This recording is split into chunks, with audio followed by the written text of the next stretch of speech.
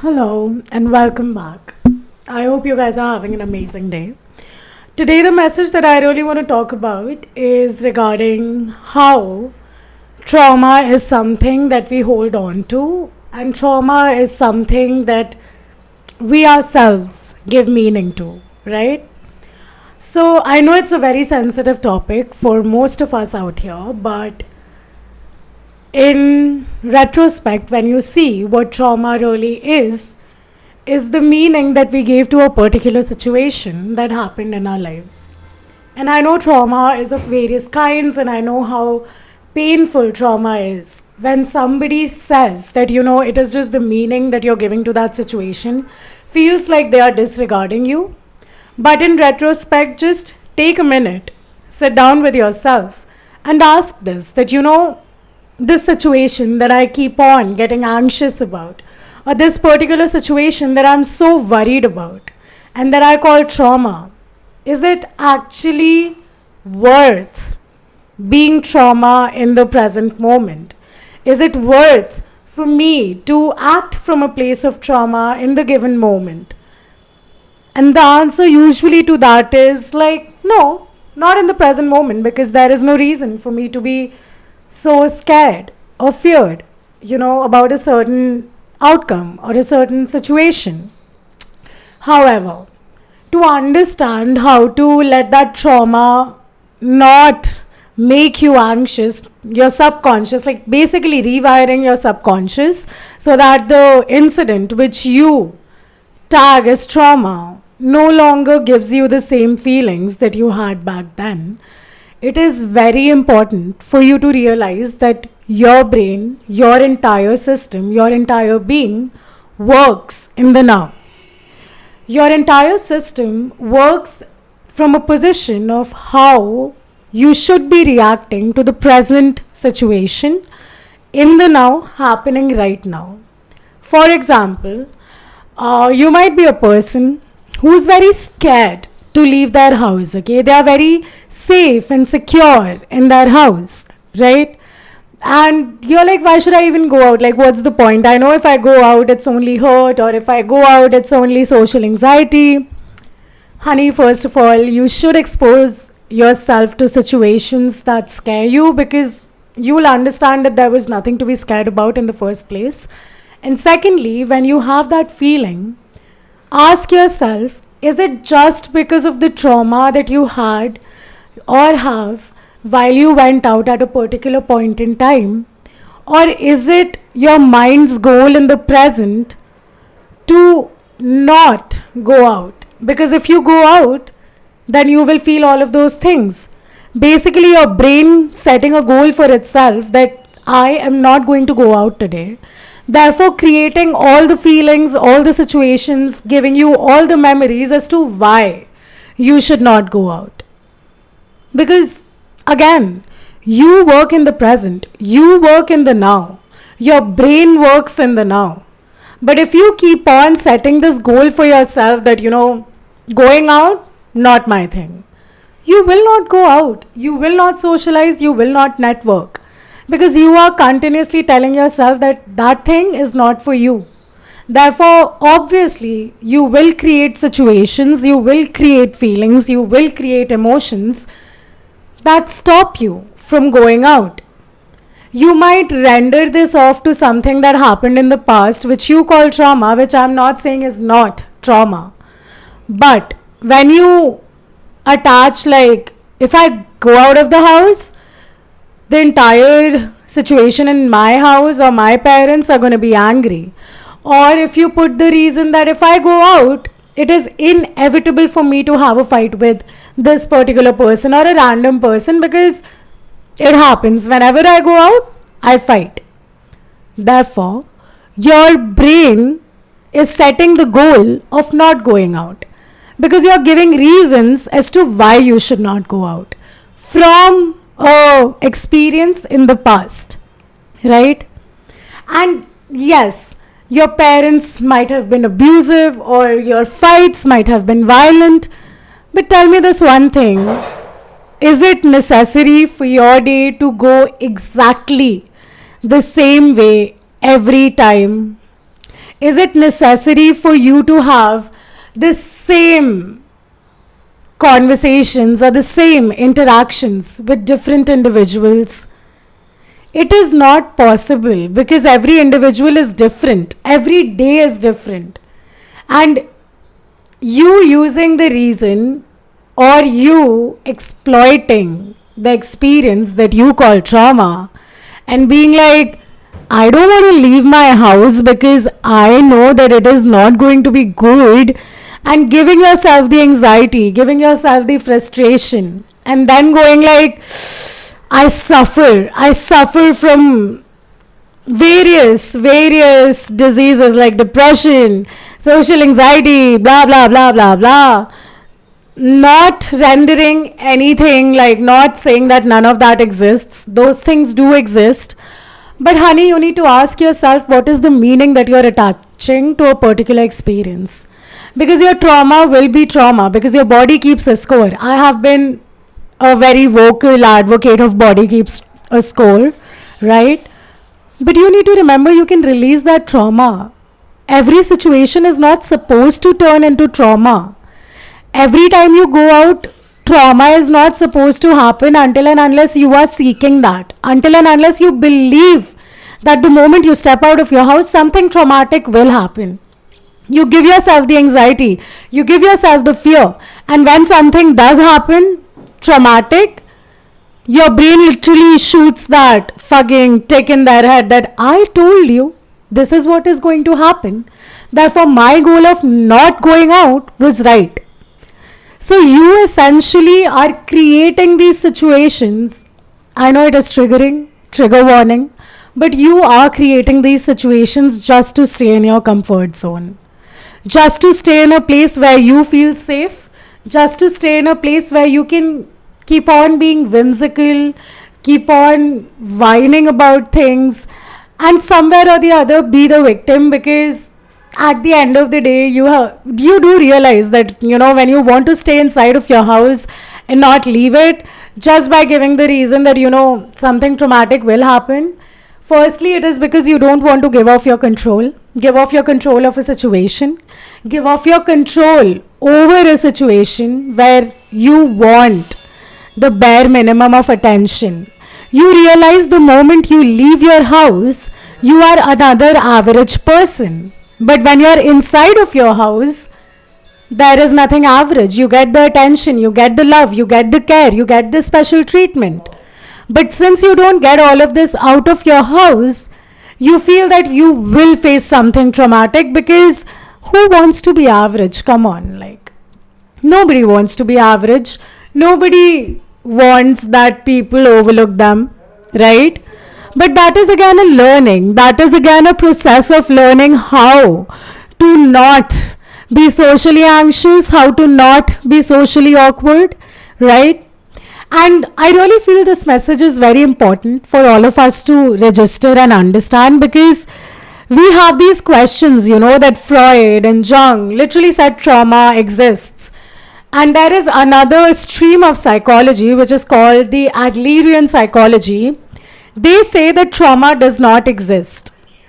And in this video, I am not trying to say trauma does not exist, because according to Adlerian psychology itself, trauma is there but in your body, and it is only related to one particular situation.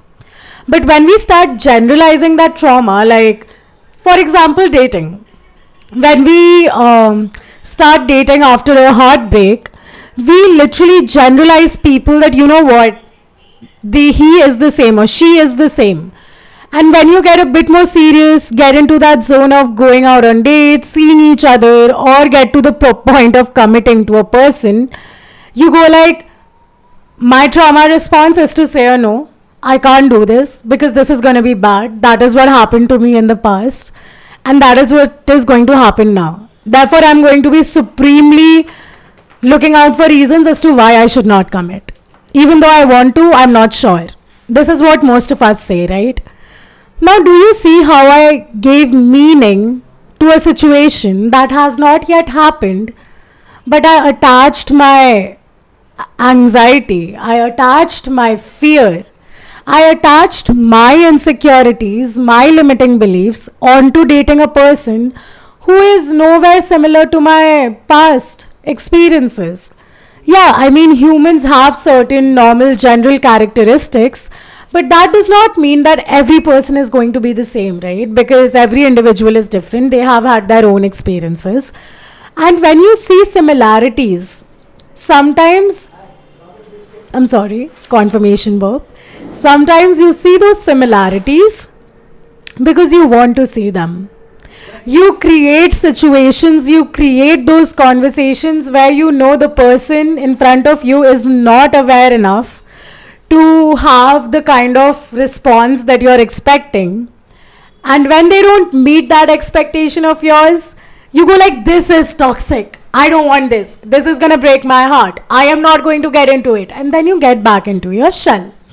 That is how you start avoiding things, avoiding situations, avoiding relationships, avoiding a lot of things which you don't even do consciously. You do it unconsciously. But what do you do with the feeling that is lingering within you? Because your mind has made peace with a lot of things, but there is still anxiety and fear in your body, because of which you still get those thoughts, because of which you still are so afraid to get into a particular situation, to go ahead in a particular situation. And honey, nobody can help you if you don't help yourself. Because whenever you get, whenever you're anxious or whenever you're afraid of something, get this thing clear that your goal, your brain is a goal setting mechanism, okay? And your brain sets goals in the present. It might be influenced by your past experiences, but those goals are being asserted in your present. So when you see anxiety taking over, when you see that, oh my God, I don't want to do this because this is something related to my past and I know the conclusion is going to be the same.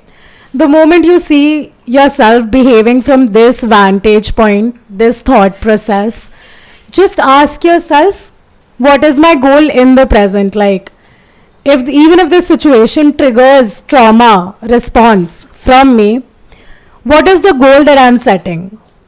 For me, let's take an example. That will be easier. So I'm in this conversation with a person and I am like finding ways, finding means to just reassert my subconscious belief that this man is no different from my ex and he's equally toxic. Okay.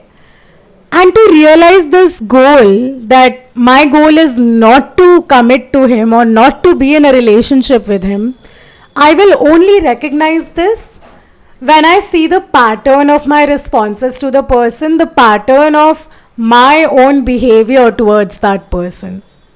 Because at the end of the day, I am giving meaning to whatever is happening in front of me. If a particular situation triggers me, I need to take a step back and I need to ask myself, where is this emotion coming from? What feeling is this? What situation in the past triggered this emotion that it is here right now? You see that line, you see that pattern, and the moment you see that pattern, you just ask yourself, is my goal this? Is my goal to not be in a relationship right now? If my goal is not to be in a relationship right now, then there is no point wasting his time or my time. If that is what my goal is, if that is what my brain wants, I can just communicate it in a very healthy manner to the person in front that, you know what, I am not ready for a relationship right now because a lot of things trigger me and a lot of insecurities come in. And yes, your ego will be like, no, don't let that person go. You don't know if anybody will love you. You don't know if they'll stay back. Honey, if they don't stay back after you communicating things healthily, then it was not meant to happen in the first place. Okay? And secondly, if the person goes like, okay, take your time, I'm here, I'm going to be there, then what's the point? Like, there are two possibilities, right? It's either you get into your victim mentality and go like, no one loves me, no one can love me like he does, blah, blah, blah, I will not receive love, this and that. Or you can just go to a more abundant thought process, a more positive thought process that people call delusional, but it is chef's kiss the best. So you have the other spectrum of thought process where you can be like, it's okay. I know this person loves me, but at the same time, I love myself more. If my brain and body does not feel safe enough, secure enough to be in a relationship or to date this person, I can say that out loud and I can remember that the love that I'm seeking outside, I can provide it to me. And when I am healthy enough, I will again attract love that is much better than what I'm being provided right now. And when has it ever happened that you have not ended up at better situations when you believed that things could be better? Last video I talked about how failure is an opportunity, how you should look at failures as learning processes, as stepping stones, as course correction. So, I mean, at the end of the day, if your relationship failed, or if your talking stage failed, or if your situationship failed, it is again a learning process. You got to learn about yourself that, you know what, this behavior triggers me. And it is not, stupid, or it is not irrational for me to be scared about things. But at the same time, if I'm going to be scared throughout, if I'm going to give the same meaning to this situation, if I'm going to keep on repeating the same fear induced response to a very healthy situation, then I need to work on myself. I need to work on my inner world, right?